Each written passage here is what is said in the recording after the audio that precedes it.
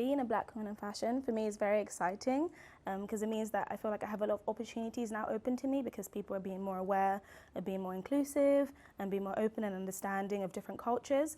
And being Nigerian as well, I feel like I have a great culture that I want to share through my fashion, through my work, but it also means I can help other people when I'm older and when I'm more experienced, other black women, other black people, to kind of understand what the industry is like, to give them another opportunity as well that they may not have had otherwise, so that's really exciting.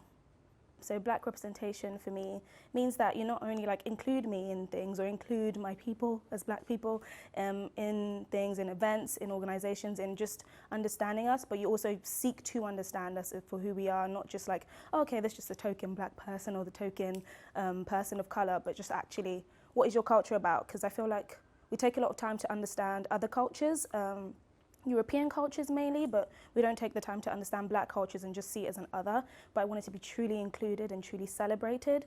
So I think that's what it means for me.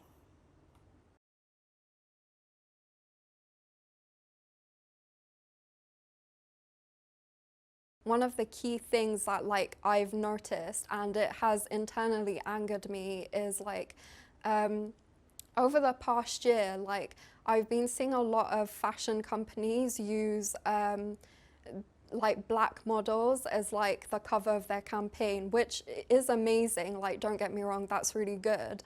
But you're only seeing that from the outside. But when you actually dissect the company behind the scenes, for example, yes, okay, it's amazing that there's a black model on the cover of Vogue, but if you go behind the scenes, is that model being treated fairly?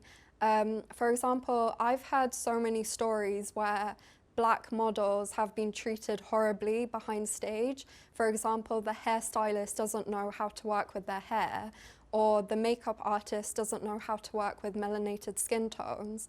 And I think the fashion industry need to stop using marginalized people as a market front and actually look at their business and dissect it properly. And even, I'm not going to name names, but I've seen a couple of designers that have used their whole runway as black models. But then when you go to the company and you look at the staff members, they're all white. And it's you're just using them as a marketing agency. And it's kind of very similar to how with sustainability, the whole term of greenwashing, it kind of also applies here as well. And the fashion industry really need to sit down and dissect every process of the industry to make a difference.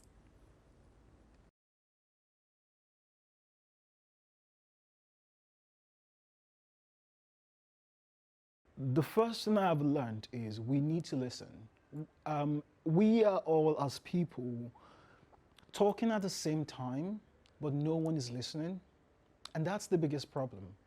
See, what I need as a student is completely separate from what I need as a person. And the educational system has to find a way to listen to all of that and try and tailor things according to that. But also, we live in this capitalist-driven society, which means we're all products, essentially. So no one really, everyone just expects you to go along with the flow. And that's one of the reasons why I love 2020. As crazy as that sounds, I'm really sorry, but it is true. I think it gave everybody in the human race a pause. It's stop, wait a minute, reset and listen. And I think it's where we are right now. We are trying to listen. And in doing that, we can't keep using buzzwords. We can't keep on throwing things out like inclusivity or diversity without action and plans towards that. Because at the end of the day, it's just a marketing gimmick. And I, as a person, am tired of marketing gimmicks. I've existed in that realm for 3 good decades. I'm tired of it. If you say you want to do something, particularly during the education sector, we need to actualize plans. And that means, as an artist and someone who's existed in the fashion industry, the first thing is this: understand that every references that has been done in the industry up until this point has been told through an Eurocentric lens. The fashion industry, I'm sorry to report, has been perceived through the lens of whiteness. And you cannot have an authentic, inclusive industry that does not give room and voice to people with a different set of values and opinions. Masculinity in the West is different from masculinity in the East.